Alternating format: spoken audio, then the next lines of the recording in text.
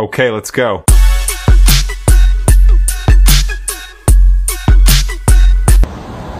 Hello mga kapship, good morning. Ngayon nandito tayo sa Kuwait City. Lalakad tayo mga katrip kasi re-report ako ng opisina. May appointment tayo. Punta tayo ng opisina. May kukunin lang tayo.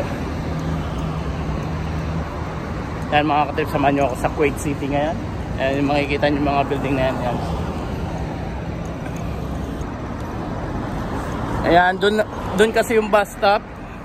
Medyo malayo-layo pa, lakad na ng konti. Tapos kasi walang diretso na bus dun papuntang opisina eh. Kaya mo doon bumaba para pumunta ng opisina. Ayan, bali dito pwede naman, kaya lang di pa kasi pwede bumaba dito eh. Wala kasing bus stop. Stoplight na kasi yan. Kung stop yan, okay, diyan ka bumaba. Tapos ito yung bagong mall, yung Azima Mall. Ayan yan, yung mall na yan. Pero yung opisina namin dito, nakita nyo yung building na yan. Hindi yan, sa likod lang yan. Yun yung opisina. Ngayon dito sa Kuwait, mainit na. Nagsisimula na yung init niya. Nangangagat na rin yung init.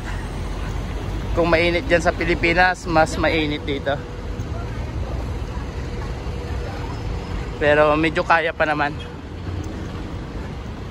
Siguro by June or July yan, sobrang init na yan. Mahirap na maglakad. Ayan, tawid tayo mga katrip. Tingin mo sa... Ayan, sakto. Ayan, tingnan nyo yung mga bus. Lumiliko kasi papunta doon. Ayan, opisina nandito. Diretso. Ayan o, lumiliko. Yun pala, bago po, pag pumunta kayo dito, ayan, lalo sa mga kasama ko sa trabaho, dito yung hindi pa nakakapunta ng opisina, galing Salmia 15, bus number 15, tapos baba kayo dyan. And then lakad kayo dito, makikita nyo na dito yung City Tower. Ang ganda rin naman dito. Ano,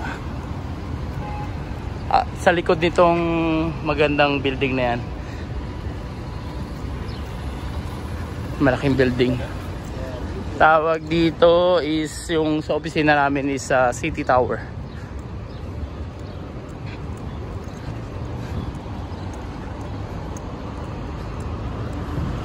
Dito rin pala yung Sawaber. Ayan, Sawaber.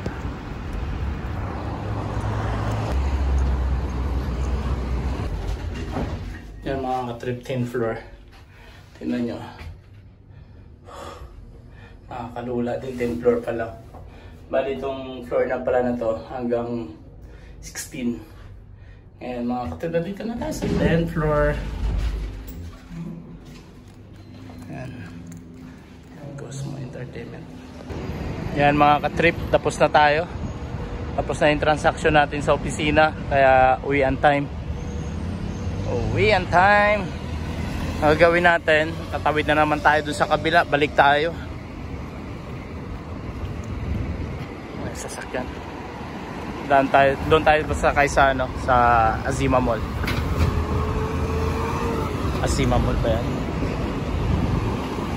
Ayan yung mall na yan. Kailangan natin tumawid. Ayan.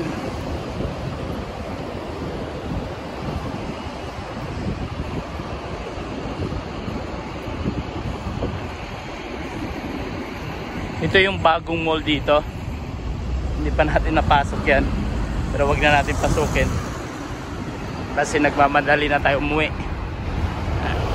Tapos yung bus stop dun pa.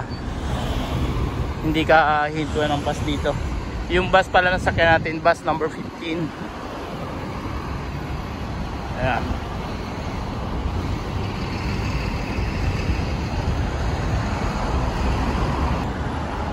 Yan, lakad lang tayo konti.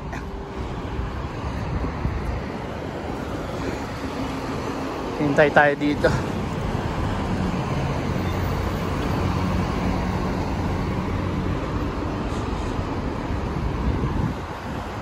Ay, salamat. Mabuti naman natapos na yung transaction natin dun sa opisina, mga katrip.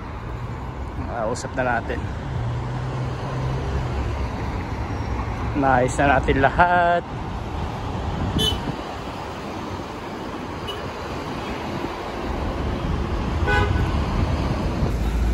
Medyo malayo pa yung bus stop, nandoon pa. Pero dito, hinihintuan na dito mga trip. Pwede dito maghintay.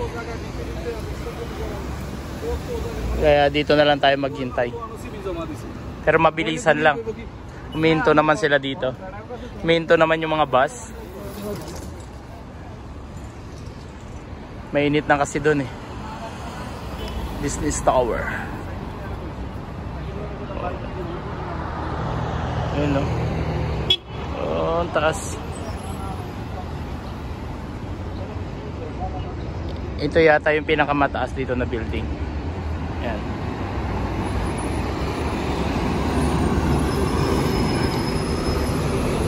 Yan o, humihinto yung bus. Pero mabilisan lang, kailangan nandun ka na kagad. Kaya pag parating pa lang ng bus, abang na tayo. Dati kasi ang bilis-bilis lang pumunta ng opisina. Kasi yung opisina doon lang sa amin, sa Salmia lang. Pero ngayon, nagbago ng may-ari. Kaya kumuha sila dito ng ng bagong opisina dito sa city. Kasi yung bagong may-ari marami ng negosyo eh.